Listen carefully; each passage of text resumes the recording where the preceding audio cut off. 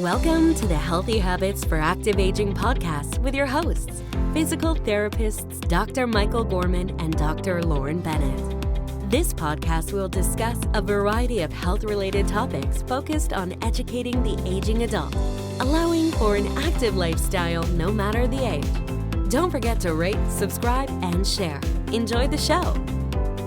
Hello and welcome back to this week's episode of the Healthy Habits for Active Aging podcast. And today we're talking about the F word. I don't want anybody to think that we're doing R-rated or X-rated podcasts. We're not. We're keeping it clean, but we are going today talk about the F word, and that is something that is near and dear to every physical therapist that treats any aging adult out there. Again, keep in mind, aging adults 50 or over, and the F stands for fall. So today, Dr. Bennett, speaking of that, hello, Dr. Bennett, how you doing? I'm doing well. How are you? Good. So Dr. Bennett and I, as you guys know from listening to us every week, we're physical therapists from St. Louis, Missouri, and our passion is to educate, to try to pass along as much education as we can to the aging adult population so that we promote not only longevity, but very healthy longevity. So today we're talking about all things falls and, what makes someone more at risk for having falls, and then some things that that you can do as well that can definitely help you. So Lauren, welcome in. Thank you.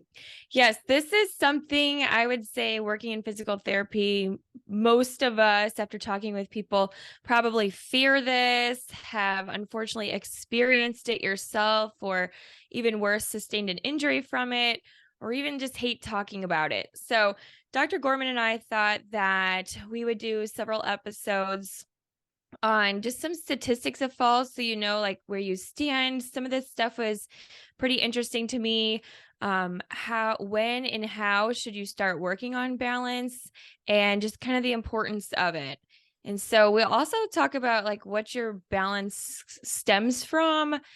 So we'll get into that, but it's very interesting that if one system of our body is impaired, how we rely heavily on the other systems. And we'll talk about how to train that, because it is possible to make your balance better to avoid these falls.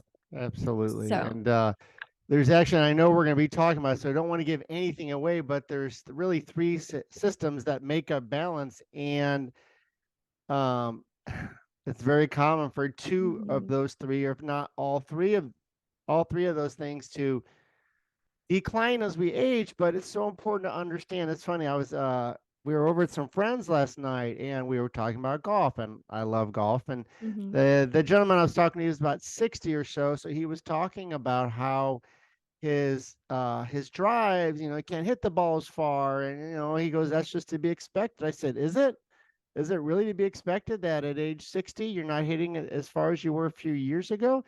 I don't think it's to be expected. I think that's what we all just quote unquote accept, that as our bodies get older, it's just going to decline. We're not going to be as athletically gifted. And I just don't think that's true. You have to work at it harder. We're not 20 years old anymore, but we can definitely improve. So anyway, back to you, Lauren. Sorry, I didn't mean to go off on a tangent there. Well, we'll just start with some statistics on falls to make us all aware of the prevalence of them. But it is the leading cause of injury death for people ages 65 and older. 36,000 deaths in 2020 were attributed to falls. 30% of people over the age of 65 fall every year, and that increases to 40% of people over the age of 85 every year. So, I'd be curious. I know we may not have the answer, but 36,000 deaths in 2020. I wonder if, so that was our big COVID year, of course. So more people were at home. I wonder if there was more falls because more people were at home. Only a thought. I'm not sure. 3 million emergency room visits are accounted for every year for older adult falls, with 800,000 of those ending up hospitalized. And the leading injury for fracture of the body is hips. So 300,000 people hospitalized for specifically a hip fracture following a fall, most commonly happening when you're falling sideways onto your side. And then, of course, this makes sense, but 75% of hip fractures from falls are usually female and attributed to the osteoporosis. I think we just have to get stronger. Yeah. I think if people worked on their strength, worked on their hip strength, worked on their lower extremity strength, there would still be falls, but there would be a lot less. Yep. So, and we'll get into that in a few minutes on how to strengthen, which will lead to the next podcast. But yes, absolutely. So 50 billion annually are the costs because of falls. $50 billion because of the effects of the fall. So we definitely I think we can improve that. More than 1 out of 4 older people fall each year. But what's sad is that a lot of falls go unaccounted for, meaning the person that falls doesn't really think anything of it or wants to hide the fact that they had a fall from their physician, from their family, because I don't know why, but perhaps they don't want anyone to know that they've had a fall, or that's simply no big deal. But please, if you've had a fall, you need to make sure to let your family know, and you need to make sure to let your referring or your physician know, because if you've had one, if you don't do anything about it, you're going to have more. So please. Yes. Let's see, falling one time doubles your chances of falling again. So I think that makes sense. So if you've had a fall, even if it's a minor fall, you need to start getting treatment for it. And most times it's going to be specialized physical therapy to address why you fell in the first place. We don't know. There's, as you know, as we're talking about, as Lauren's going to talk about, there's many different reasons for falls, but make sure that you communicate the fact if you have had a fall. And then, finally, 1 out of 5 falls will cause a serious injury, such as a broken bone or head injury. We know what can happen when an aging adult has a fall, a hip fracture. A lot of time that leads to downward spiral. So we just want to avoid that. Yeah. And going back to why people don't really want to report their falls, I know from my patients, they may say if they live independently, they may be fearful that their family will say, oh, you can't live by yourself anymore. You have to live with somebody else, need a caregiver, go into a nursing home. Let's just make sure you report it, because there's things that you can do and get physical therapy involved to get stronger to avoid more falls. Because like Dr. Gorman said, it can really just be a downward spiral, especially if you're on a blood thinner, you're more at risk to like brain bleeds or just bleeding in general. Of course, osteoporosis, it's really, really important that we're honest with ourselves and we do speak up and get help. So there's my little soapbox there. Yeah, no, I think that's very true. Okay, so unfortunately, the reality of this is that our balance, whether we know it or not, really starts declining somewhere between our 40s and our 50s decade of our life. And most of us may not realize it as it's happening, or all of a sudden you have one fall and you're like, oh my gosh, what just happened? That was such a fluke. So this is something we need to work on, whether you're having falls or not, to prevent falls for the future. So as we age, we lose our balance function through a loss of our sensory elements around us and the ability for us to integrate this information, so our brain to process the sensory environment around us and then respond with motor commands. So if you think of that like somebody pushes you, so that's the sensory stimulus, and then for your brain to process that and give you a motor function to step to prevent that fall. And so all of that has to happen rather quickly, and sometimes that integration can be delayed, and that is what can sometimes cause a fall. And so if we have a loss of our neuromuscular function or strength, then that makes it even harder for us. And I know you're going to be talking about this, but I just want to let everyone know right here. So your balance really relies on 3 systems in our body. Yep. It's going to rely on your vision, which guess what gets worse typically as we get older? It's going to rely on our hearing. So guess what typically gets worse as we get older? And then my kids can tell you that right now that I don't hear as well as I did a few years ago. I call it selective listening, selective hearing. And the third thing is this fancy word, which we'll talk more about, but it's called proprioception. So your awareness of your body in space. So that's what your balance relies on. So you can definitely see how easy it is for if one, two, or my gosh, all three of these systems start to fail. You're going to be set up for falls. But again, there's things that you can do about it, but you have to get it done. Yeah, and it is possible. Like all of our joints in our body have these cells that are responsible for what Dr. Gorman just said, our proprioception. And our brain is responsible for our coordination and then responding to the stimuli. So it is possible that when we are doing specifically balance exercises, our goal is to stimulate these joint receptors, stimulate our brains in coordination.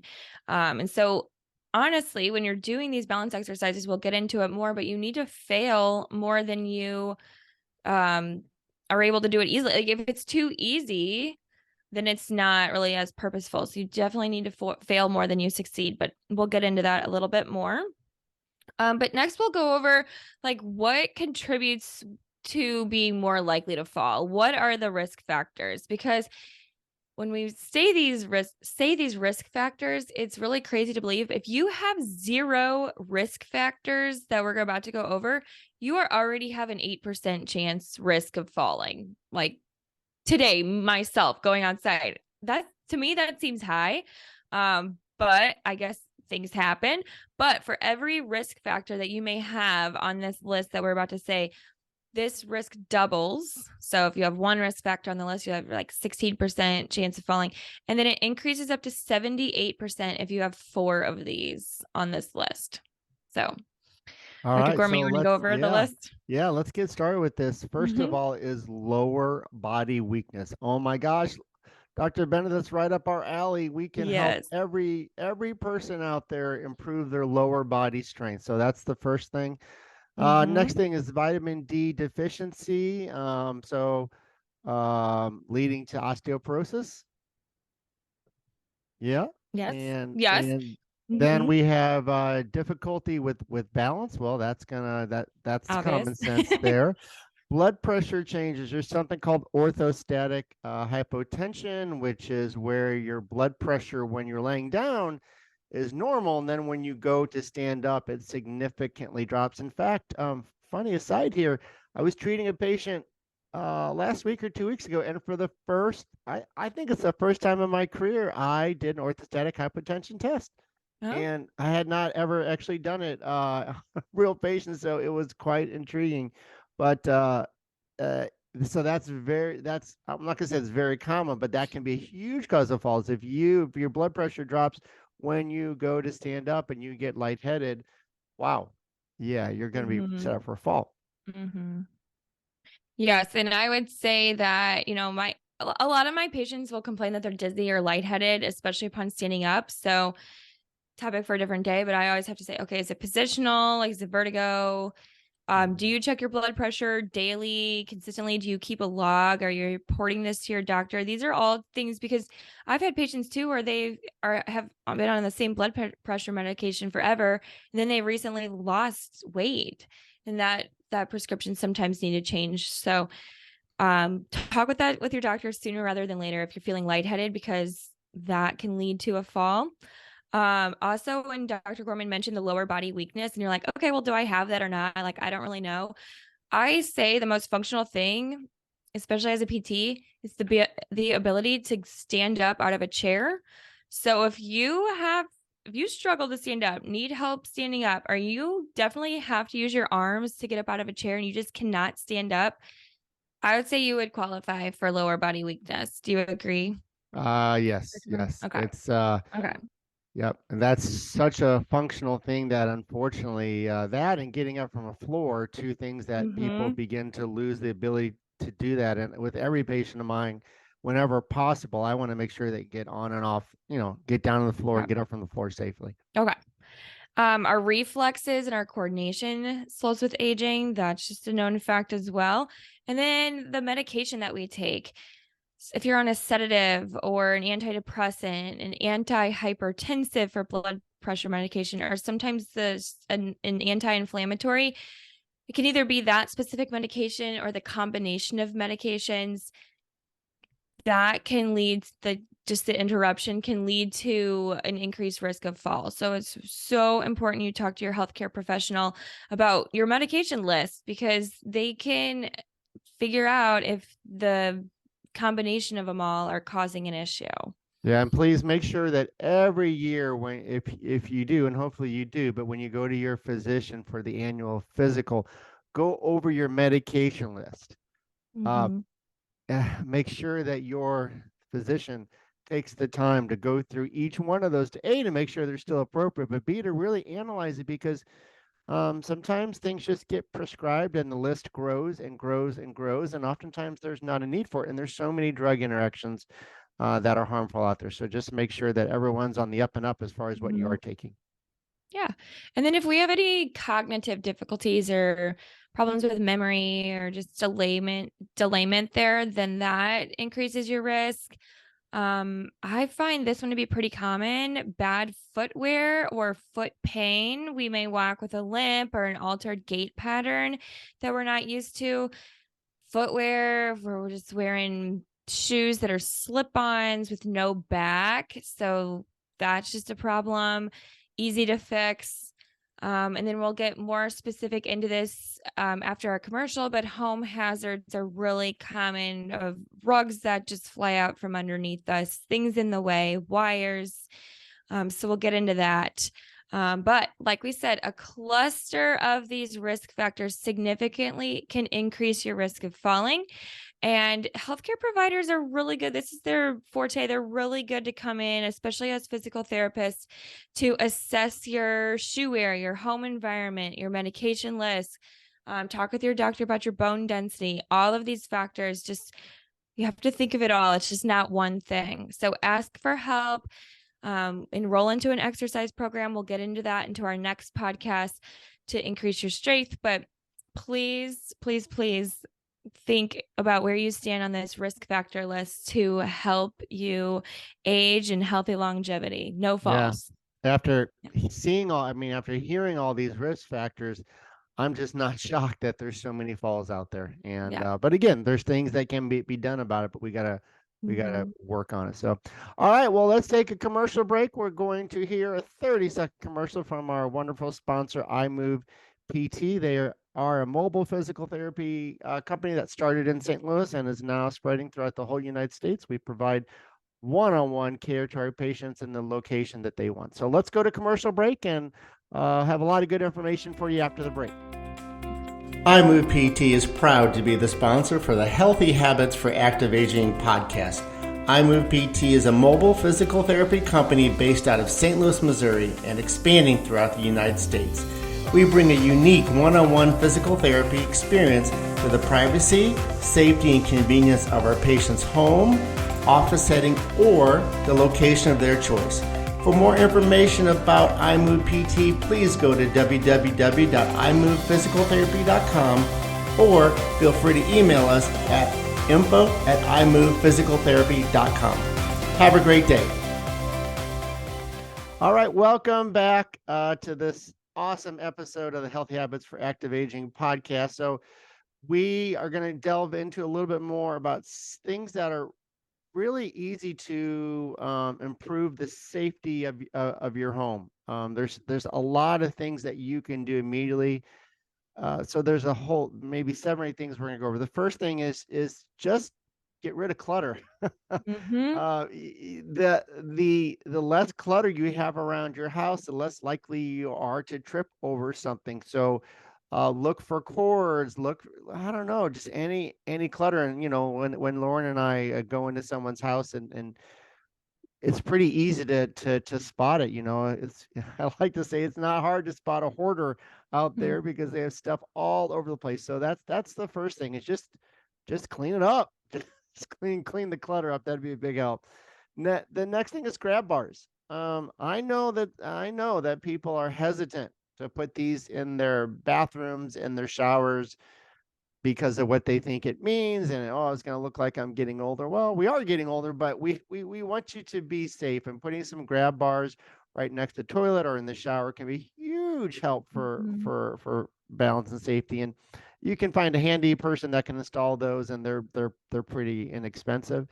Stairs. We want you to have railings really on both sides of the stairs, if at all possible. I know sometimes it's not possible to have railings on both sides of the steps, but at the very least, one side of the stairs needs to have railings. So one thing we don't think about a lot, and so aging adults, we have to, I said we have to get up and go to the bathroom overnight. And so if you get up to go to the bathroom overnight and your room is pitch black, you could very easily trip on a dog bone. Case in point, my dogs leave their bones everywhere, and I may not trip, but I may say the F word when I hit their dog bone. So that F word does not fall. Again, we're not going there because this is PG, not R or below. So, but just if you put a nightlight in your room, would be a wonderful, inexpensive, great idea, so that you can see where you're going when you get up overnight, because guaranteed you're going to get up once or twice a night to go to the bathroom most times.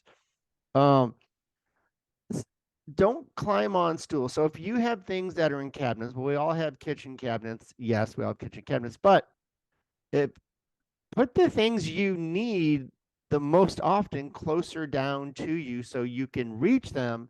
Is every time you go up on a step stool, you are running a risk of something happening with that step stool, or you falling off that step stool. So that's an easy thing. Just bring things closer to you. If you have a ceiling fan and you use the light on the ceiling fan, well, first of all, come on, guys. It's 2023. Get a remote for your ceiling fan. If you don't have one, though, and you have to turn the ceiling fan on by pulling down on the chain, you're going to have to get an extender chain or something like that. So again, you don't have to reach up as far. Two more things, a grabber. So that's something that you can use that can help to, pick things up off the floor, so you're not having to reach down. Again, we want people to be active. We want people to be able to reach down, but if for some reason you're not able to do that, and by doing that, you're putting yourself at a fall risk, then just get an inexpensive grabber, go on the World Wide Web, and within one day you can have a grabber at your house, and that will be important. And finally, and this is something that is so crucial. When we take a shower, we get out of the shower, that water makes it wet. You're at more risk for a fall. So get those non-slip mats. I would get one for your shower, and then when you get out of the shower, get a non-slip mat as well. But those are things that everything I said there, really, for the most part, is pretty easy to do. Some you can do immediately on your own. Some you might have to hire a handy person to help you out. But let's do these things. And I don't know that just an example, non-slip mat. So we can also talk about rugs in your hallway. I have a patient that I have been treating, and I have been telling her for several weeks to please tape this rug down in her hallway, that this little mat that when I go around the corner, I step on it, I almost fall. So I don't know how she had. So finally, thank you. I won't use her name, but thank you so much to this patient for finally putting that double-sided tape down, or that rug tape that keeps it sticking to the floor so the rug's not moving around. But that is a big thing. If you have loose rugs, throw rugs, please, I think we need to get those out of there. Yes. So if you are just unsure and you want somebody to help you with this, just look at your home environment.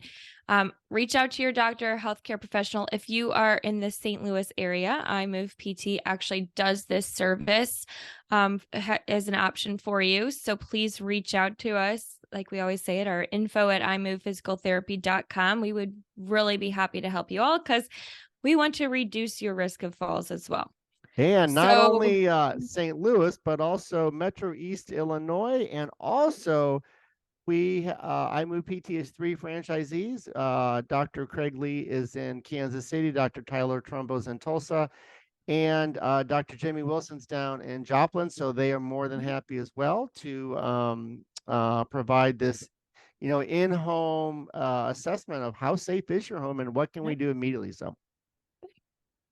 all right. So Dr. Gorman already mentioned this before, but just to reiterate on how our body works with balance, we rely on our vision, our hearing, and our proprioception, which is our body's awareness in space. So in order to maintain this balance, our brains are rapidly and continuously integrating and processing our environment around us with these 3 systems. And when the demand of the environment around us is more than what our body can take, when it comes to postural control and our capabilities, that's when falls tend to happen. So if you are thinking that you need to go to the doctor to talk about your vision or your hearing, please do, because it really, really, really affects these 3 systems. Because when I'm working on balance with somebody, I will purposefully take out a system. So I may have them stand and then close their eyes. So now your eyes are just out of the question. Now you're relying on your hearing and your proprioception, which is, your awareness and your joints. So, and if it's a completely quiet room and the television isn't on, then you're really not relying on your hearing much either. So there's ways to train to make these systems work harder, is what I'm saying. But there's certain conditions out there that may alter your balance as well. So outside of just your closing your eyes or having hearing difficulties. And the first one is vestibular problems. So we're talking about the inner ear here in your body's equilibrium. If you've ever been a person that has experienced dizziness, vertigo, feeling of floating, or dizziness after changing position, like leaning, looking underneath your bed for a pair of shoes and standing up, or looking up into a cabinet, rolling over in bed. If you get dizzy after that, get help, because that will tend to most likely lead into a fall in the future. Unsteadiness in the dark. These are our vestibular problems. Okay. We also talked earlier about cognition. Changes in your cognition and your mental capability can impair our ability to integrate our sensory environment as quickly and then respond to these external stimulus, such as a push, or like Dr. Gorman said, tripping over a rug, okay, or stepping in a hole. We don't want to just fall because of those things. We want to be able to respond to our environment with the appropriate motor control. Neuropathy. So if most of us have probably heard of this, especially if you have diabetes, just changes in sensation. Maybe you don't feel your feet like you used to light touch, or sometimes even motor control. If you don't know exactly where your foot is in space, changes in sensation, like all of that is going to contribute to an increase in fall, because that affects your proprioception. Anything you want to jump into, Dr. Gorman? Go right ahead. Yeah. So next we're going to talk about muscle weakness. We've already touched on that, but really talking about not only lower extremity and hip strength, but also our core strength. I mean, if your abdominal strength and your trunk strength is not good, and you have someone who pushes you, or you accidentally hit something, it's going to be that much harder to be able to react to it. And again, these things we're talking about, your body has to react quickly. It's not so much just the normal day in and day out activities, but when something is unexpected, that's when your body has to really react. So I think one thing that Dr. Bennett said earlier that's vitally important is that you have to challenge your body. Just like if someone wants to get they start to work out and they want to get into bodybuilding, or they want to get bigger, well, they have to progressively overload their body, and they have to challenge it, because it just doesn't want to change. Your body is as it is, but you can change it, but you have to push it. So with balance, and I know we're probably going to talk about it next week, but we want to push your balance and we want you to push your balance, but we have to be safe with that. And we need somebody to be with you when you really try to challenge your body, because it's when we challenge our bodies that it will change and it will improve, but we have to challenge it. So we talked about this already, but there is huge medication side effects that can impair any of these systems that make up our balance. Blood pressure changes, we talked about that already. And then, of course, if you have any type of neurological condition, Parkinson's, MS, anything like that, well, it's going to have a huge impact on your balance. So again, it can be improved. We just don't want to give into it and say, well, it just is as it is. I can't improve it. But we do have to work, and those are just extra precautions that we have to worry about. So, yeah. So Lauren, go ahead. All right. So we'll go ahead and recap today. So we cannot say it enough, but we learned that the balance relies on our vision, our hearing, and our proprioception. So any alteration in one or more of these three systems will significantly impair our ability to adapt to our environment, to these sudden and unexpected changes. The reduction in our balance actually occurs somewhere between our 4th and our 5th decade of life, so our 40s or 50s. And evaluation of your home hazards really can be the first step to avoiding a fall. So please look into our risk factors. Like we said, no risk factors, you're already 8%, and that doubles with every one risk factor you have on our list. And after 4, you're at a 78% risk of falling. Understanding other contributing factors to aging to discuss with your PT, MD, or healthcare professional. We talked about medication, neuropathy, so sensation. I would even go as far as blood flow restriction, sometimes heaviness in your legs. I have some patients that can only walk so far before their legs start to feel really heavy, and then they have really trouble picking their feet up. So then they're dragging them, and that's when we want to make sure we pull up our rugs. So talking with your doctor about all of that is not necessarily normal. Dizziness, lightheadedness, any type of blood pressure problems. So any of that will unfortunately contribute to falls. So let's put the whole picture together. Yep. Well, I think we've given some great information here. And what I would just ask of every listener of this podcast is to share this episode with just one person you know of that is an aging adult, because if they're not already having a fall or not have already fallen, there is a pretty good chance in the future that's going to happen. So the more proactive we can be about our health, the better we are. We want to be proactive, not reactive. So I would just ask, and Dr. Bennett would ask, that you just please share this with one, either a parent or a friend or someone you know that is an aging adult, because this information will be crucial to them. If we can just prevent one fall out there, our lives have been enriched. So, so thank you again for joining us this week. Be sure to watch us on the iMove PT YouTube channel as well. And questions, concerns, comments, obviously email us at info@imovephysicaltherapy.com. We welcome your input. We want to hear your input as to what you want to hear, what our audience wants to hear, to make this the best podcast possible. Our analytics continue to improve, so we know that more people are hearing our words, and that makes us very happy.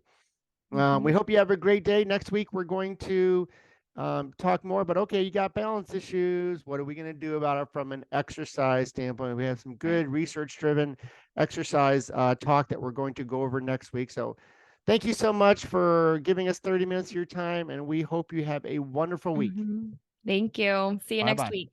All right. Bye-bye. Have a great day. We hope you've enjoyed this episode of the Healthy Habits for Active Aging podcast. If you have any questions for Dr. Gorman or Dr. Bennett, please send an email to info@imovephysicaltherapy.com. To learn more about healthy aging, visit our website at imovephysicaltherapy.com. Like what you hear? Be sure to rate and subscribe. See you next week.